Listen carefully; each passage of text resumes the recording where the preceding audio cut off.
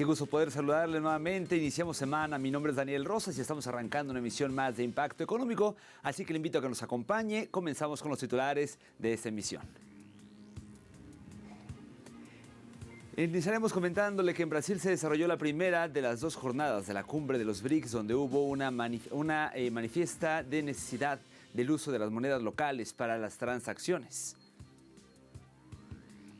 En nuestro expediente económico estaremos abordando cómo en España se agrava la crisis de vivienda. Y en nuestro recorrido digital, los salarios reales en Japón siguen en caída en este año 2025. De esto y más hablamos en esta emisión.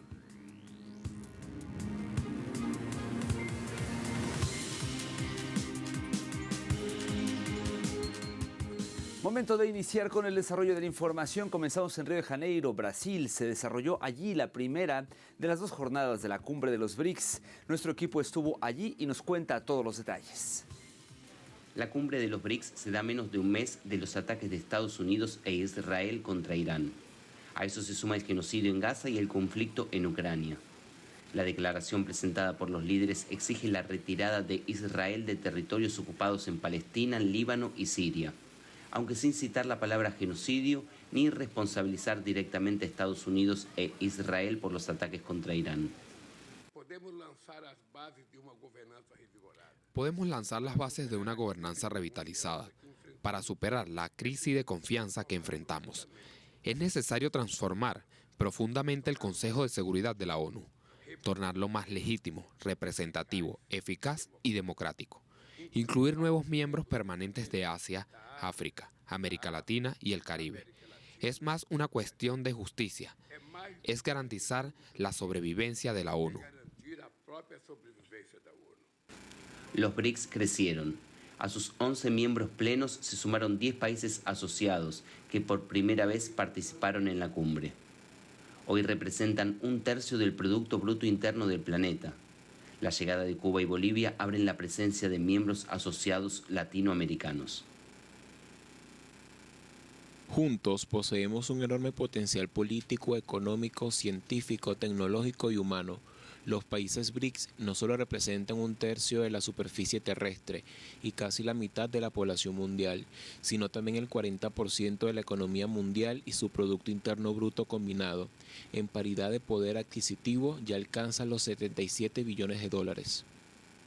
Como países invitados, Uruguay y México abogaron por el avance hacia una multipolaridad más eficaz e incluso humanista.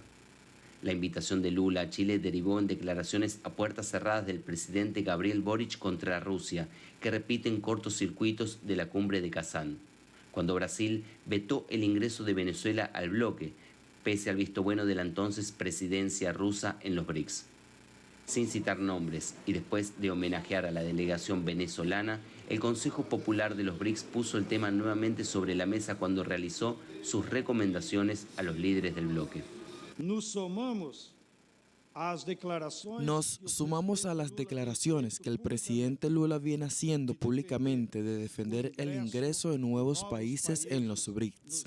Y finalmente queremos registrar nuestra voz, que deberemos emprender todos los esfuerzos del mundo y de forma urgente para salvar el pueblo palestino del genocidio, así como condenamos todas las guerras, en especial la agresión al pueblo de Irán. Y en especial a agresión al pueblo de Irán. Las diferencias de intensidad del proceso hacia la dolarización entre los subgrupos Rusia-China y Brasil-India fueron relativizadas, pero hubo una manifiesta necesidad del uso de las monedas locales para las transacciones. También tuvieron énfasis los debates sobre la gobernanza de la inteligencia artificial. Brasil busca alcanzar consenso en torno a la cuestión climática. A COP30 ela acontece em contexto bastante desafiador. Desafiador porque a gente vive. La COP30 sucede en un contexto muy desafiador, porque vivimos una situación geopolítica en que lamentablemente, en vez de que las personas, los gobiernos hagan guerra contra el cambio climático y la pobreza, como propuso el presidente Lula, inclusive arancelar a los súper ricos para que podamos tener recursos, y esos enfrentamientos lamentablemente suceden guerras hechas unos contra los otros. Para fazer esses enfrentamentos, infelizmente estão acontecendo guerras que estão sendo feitas uns contra os outros. Durante el martes, el bloque discute la lucha contra el cambio climático en busca de llegar con una propuesta consolidada del sur global a la cumbre del cambio climático de la ONU COP30, que se realiza en noviembre en Belén. Sur y norte global disputan las responsabilidades por la emisión de gases de efecto invernadero y financiamiento hacia la transición energética. Ignacio Lemus y Julian Asif para Telesur.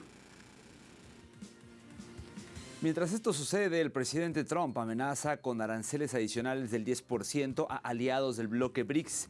Revisemos. La administración de Donald Trump amenaza con un arancel adicional del 10% a los países alineados con los BRICS tras críticas de estos últimos a las políticas arancelarias de Estados Unidos. El presidente de Estados Unidos, Donald Trump, ha advertido este domingo que podría imponer un arancel adicional del 10% a los países que se alineen con los que ha calificado de políticas antiestadounidenses de los BRICS, cuyos líderes reunidos en Río de Janeiro, Brasil, han condenado las sanciones y tarifas empleadas como herramienta política. Le cuento además que el índice del dólar estadounidense se desplomó un 10,8% durante el primer semestre del año, marcando su mayor caída semestral en más de 5 décadas. Tras superar los 110 puntos a principios de este año, el índice inició una tendencia bajista sostenida a lo largo de junio y se mantuvo constantemente por debajo de los 100 puntos, alcanzando un mínimo de 96,3 la semana pasada. Los medios estadounidenses atribuyen esta caída a la preocupación por la desaceleración del crecimiento económico, las persistentes déficits fiscales y la agresiva expansión de la deuda. Además, la presión obedece a las políticas arancelarias y los desafíos inflacionarios de la administración del presidente estadounidense Donald Trump. Esta confluencia de factores provocó una depreciación acelerada del índice, indican diversos análisis publicados en los medios. Y tras la aprobación de la ley de presupuesto de Trump, se recorta casi $300 mil millones del programa de asistencia nutricional suplementaria, una medida que afectará a millones de estadounidenses que dependen de la asistencia alimentaria. Los bancos de alimentos comunitarios y los defensores de la salud dicen que la reducción en el financiamiento no solo priva de apoyo nutricional a las familias vulnerables, sino que también perjudicará a las economías locales, las tiendas de comestibles rurales y a la salud pública.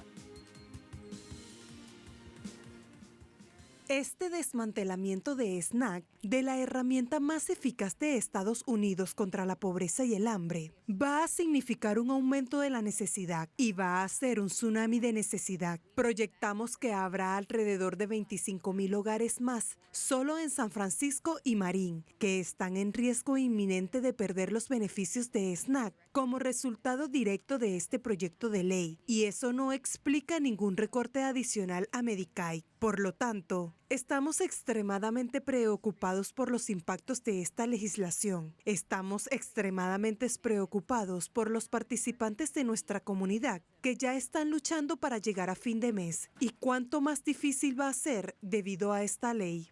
Cuando las personas toman esos dólares de SNAP, los gastan en su comunidad local, se están asegurando de que sus familias tengan fondos para mantenerse saludables y comprar alimentos nutritivos de su elección en su mercado local. Eso crea puestos de trabajo locales. Por lo tanto, el multiplicador económico es que cada dólar que se proporciona en beneficio de SNAP significa al menos $1,50 en actividad económica local, por lo cual SNAP no se trata solo de acabar con el hambre y la pobreza, sino que es una herramienta de desarrollo económico local y tiene sentido. Vamos a hacer una primera pausa, pero al regreso en nuestro expediente económico estaremos abordando cómo en España se está agravando la crisis de vivienda. Le tengo todos los detalles cuando regresemos.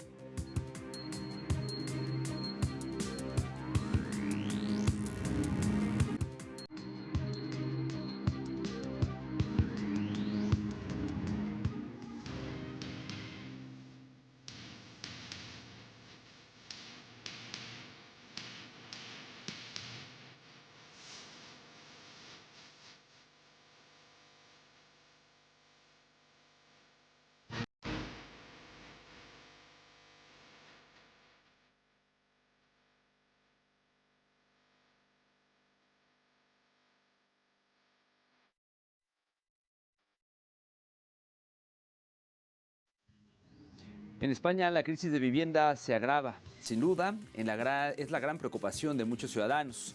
El Banco de España calcula que hacen falta casi 700,000 pisos para satisfacer la demanda de unas 80,000 casas más que hace un año, según recoge su informe anual publicado recientemente. Un ejemplo de esta situación la encontramos en varias ciudades. Según los datos de Eurostat, el costo de la vivienda es una carga insostenible para muchas familias españolas. El encarecimiento ha sido notable. Según Quique Villalobos, portavoz de Urbanismo y Vivienda de la Federación de Asociaciones de Vecinos de Madrid, en solo un año ha subido el precio de la vivienda un 20% en compra y un 15,4% en alquiler. Este fenómeno se deja notar sobre todo en grandes urbes como Madrid, Barcelona y Valencia, donde la presión demográfica y el turismo agravan la situación.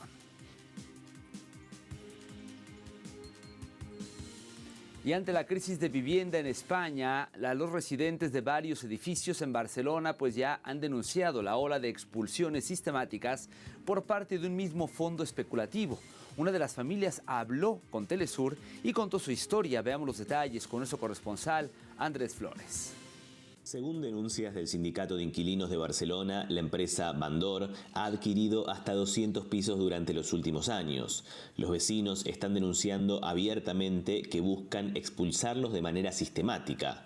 La empresa busca crear viviendas de co-living, una tendencia de moda donde se comparten temporalmente espacios comunes de alojamiento. Aquí nos hemos encontrado que un mismo fondo ha comprado 14 edificios y va echando a los vecinos cuando se les termina el contrato para poner co-livings. Entonces hay bloques donde ya ha echado a todo el mundo y ya no quedan vecinos, otros donde queda muy pocos vecinos o incluso una sola vecina rodeada de co-livings temporales para estudiantes extranjeros, y otros bloques que aún están al inicio y quedan todos los vecinos, pero ya empiezan a llegar las peticiones de que se vayan cuando se les termina el contrato.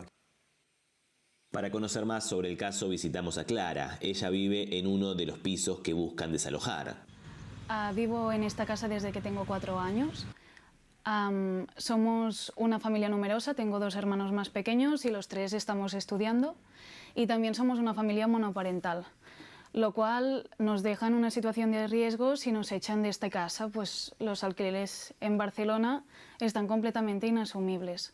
Las consecuencias de los denominados fondos buitre del sector inmobiliario son palpables a nivel mundial. Su visión de la vivienda como un negocio destruye la posibilidad de personas como Clara de vivir dignamente en su ciudad. Por lo tanto, si Bandor nos echa, lo que está rompiendo es pues una familia, está rompiendo un barrio y está rompiendo una ciudad. Pues al final somos 14 edificios los afectados por este fondo de inversión. Y lo que hemos decidido hacer es una lucha conjunta. Clara, como tantos otros, decide no rendirse y luchar. Enric acompaña este movimiento y afirma que el Estado debe tomar medidas urgentes.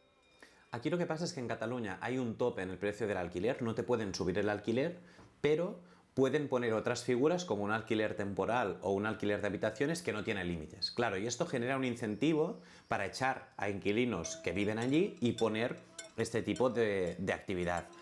En este sentido, nosotros ya dijimos en su momento que hacer esta regulación solo de un tipo de alquiler generaría este problema y por lo tanto lo que se tiene que hacer con urgencia es regular también el precio del alquiler de temporada de habitaciones e incluso limitar la posibilidad de hacer este uso. Sin medidas contundentes desde el Ejecutivo, las situaciones como las que vive Clara continuarán repitiéndose.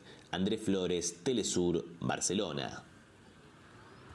La crisis de vivienda salpica a otros sectores. España, uno de los países de la Unión Europea que ha tenido un gran auge turístico, pues está dentro de este marco y sin embargo, este auge desfavorece a los que buscan acceder a una vivienda tanto como para la compra como para el alquiler, ya que los propietarios prefieren rentar a los viajeros que a los residentes, complicando aún más la situación.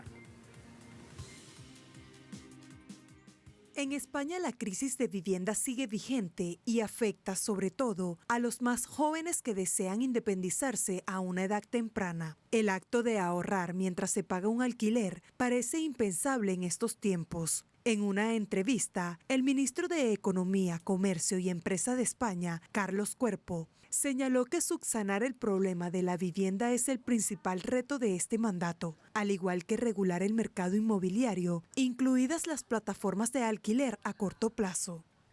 No hay una solución milagrosa, por supuesto, pero si me permiten centrarme en este aspecto, intentando reconstruir el parque de viviendas, teniendo en cuenta la importancia de la oferta pública de vivienda. Queremos reconstruir el parque de viviendas públicas con una gran inversión, la mayor parte de la cual provendrá de los nuevos fondos de la próxima generación del plan de recuperación, pero también de cara al futuro. Por ejemplo, la semana pasada tuvimos una reunión entre el presidente Sánchez y los presidentes de las distintas comunidades autónomas y la principal propuesta del presidente fue triplicar la inversión en nueva oferta de viviendas. Así que esta es la cantidad que estamos dispuestos a invertir en la reconstrucción de este parque de viviendas públicas.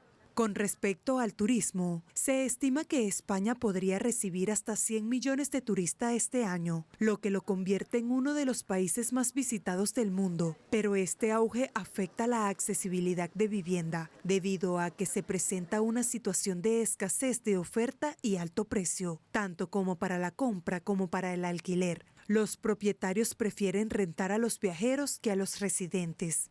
Las cifras récord de turismo también plantean desafíos y debemos afrontarlos también para nuestra propia población. Al observar las perspectivas turísticas de este año, prevemos que podríamos alcanzar los 100 millones. Somos un país de 49 millones de habitantes y ese es el alcance de nuestro atractivo, pero también el desafío que tenemos para ofrecer una buena experiencia a los turistas, evitando al mismo tiempo la sobrefacturación de nuestros propios servicios y del mercado inmobiliario. Estudios bancarios indican que hay una creciente compra de viviendas por parte de extranjeros no residentes y la expansión del alquiler turístico están reduciendo la oferta residencial y encareciendo los inmuebles, lo que dificulta el acceso de la población local. Según los datos del Ministerio de Vivienda y Agenda Urbana, el precio medio del metro cuadrado ha superado la barrera de los 2.000 euros por primera vez desde los registros de 2008. Y el platico además que la justicia obliga a la plataforma de alquiler de vivienda Airbnb a retirar miles de anuncios de pisos turísticos en España. El Tribunal Superior de Justicia de Madrid ha vuelto a pronunciarse en contra de la plataforma de alquiler de vivienda turística y le obliga a eliminar 5.800 anuncios de alojamientos turísticos que, de acuerdo con el Ministerio de Derechos Sociales y Consumo, no cumplen con la normativa vigente. Y es que este tipo de actuaciones por parte de Airbnb agravan la crisis de acceso a viviendas en determinadas zonas, ya sea para alquiler o para comprar a precios razonables, con lo que esto puede cambiar. Autoridades han dicho que este tipo de anuncios usados por la plataforma, pues no solamente vulneran leyes, sino que agravan la crisis de acceso a la vivienda en zonas en las que hay dificultades importantes para alquilar o comprar a precios considerados como razonables.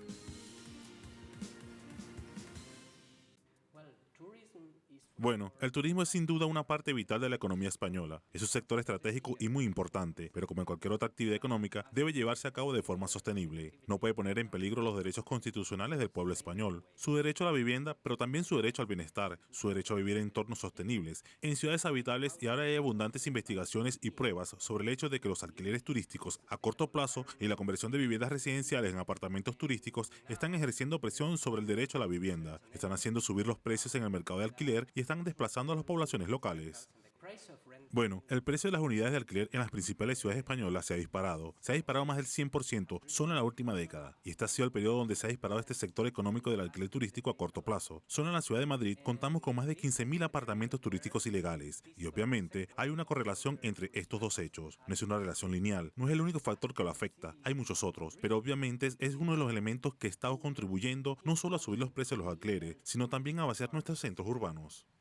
Creo que garantizar que las actividades turísticas se desarrollen en un contexto justo, legal y transparente es algo que, lejos de dañar los ingresos turísticos, los mejorará, fomentará estancias más largas, fomentará el turismo responsable y preservará todo lo que tenemos en este maravilloso país, que es la razón por la que tanta gente quiere venir aquí.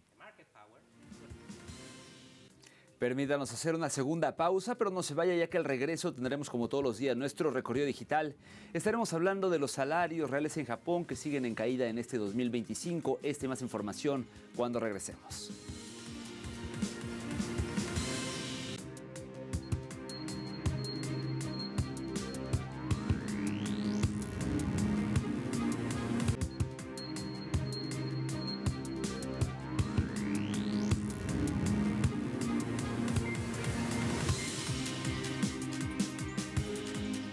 Momento de iniciar nuestro recorrido digital. Hoy que estamos de vuelta y vamos a arrancar hoy con la agencia de noticias Prensa Latina, que titula lo siguiente: salarios reales en Japón siguen en caída en 2025. Esta nota cita al Ministerio de Salud, Trabajo y Bienestar de Japón, que dice que los salarios reales en mayo mantuvieron una tendencia decreciente de 2025 al disminuir 2,9% respecto al mismo mes del año previo. Dicho descenso marca la quinta caída mensual consecutiva y constituye la mayor reducción desde septiembre de 2023. El análisis de los datos publicados en el informe mensual de la cartera indica que la principal causa de esta tendencia radica en que los incrementos salariales no logran igualar el ritmo de la inflación, que continúa siendo alta, especialmente en el sector alimenticio. Los precios al consumidor subieron un 4% en mayo, impulsados por los mayores costos del arroz y otros alimentos, problemas que mantuvieron a los salarios reales en territorio negativo, al menos así lo describen medios nipones de prensa. Avanzamos con el portal BioBio Chile, que reseña nueva prórroga. Secretario de Comercio de Estados Unidos dice que aranceles entrarán en vigor el 1 de agosto. El funcionario hizo las declaraciones junto con el presidente Donald Trump, quien asintió ante el grupo de periodistas que los acompañaban en Nueva Jersey y que pidieron una aclaración sobre la imposición de los aranceles, dadas las cartas que Washington planea enviar a partir de este lunes a sus socios. Creo que tendremos a la mayoría de países el 9 de julio, o bien una carta o bien un acuerdo, dijo Trump, a lo que el secretario de Comercio añadió, pero entrarán en vigor el 1 de agosto. Los aranceles entrarán en vigor el 1 de agosto. Sin embargo, el presidente está estableciendo las tasas y los acuerdos ahora mismo. Y por su parte, el diario venezolano Última Noticia nos muestra en su titular: Venezuela tiene músculo para suplir las necesidades del mercado energético. Tras el anuncio realizado por la OPEP Plus de aumentar en 548,000 barriles diarios su oferta de petróleo a partir del 1 de agosto, un volumen superior a los 137,000 barriles diarios al de los 3 meses anteriores y al que se esperaban en los mercados, lo que refleja que es el mercado el que empieza a estabilizarse y el consumo sigue subiendo, expresa el experto petrolero Alejandro Terán Martínez, subdirector general de la Asociación Latinoamericana de Petróleos de Texas. El experto petrolero enfatizó que Venezuela está en su capacidad de suplir las necesidades energéticas de hidrocarburos, de gas y petróleo que sean necesarios para estabilizar el mercado energético mundial, pero hay que realizar de inmediato las inversiones con capital nacional e internacional necesarias para lograr levantar la producción.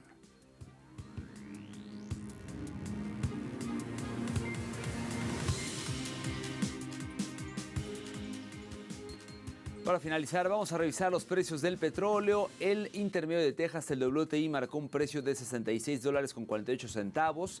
En este caso, una caída de 56 céntimos de dólar. El barril del Brent, el de referencia en Europa, se ubicó en $68.19. Una caída en este caso de 61 centavos del billete verde, mientras que el crudo promediado por la OPEP se mantiene en los $69.85.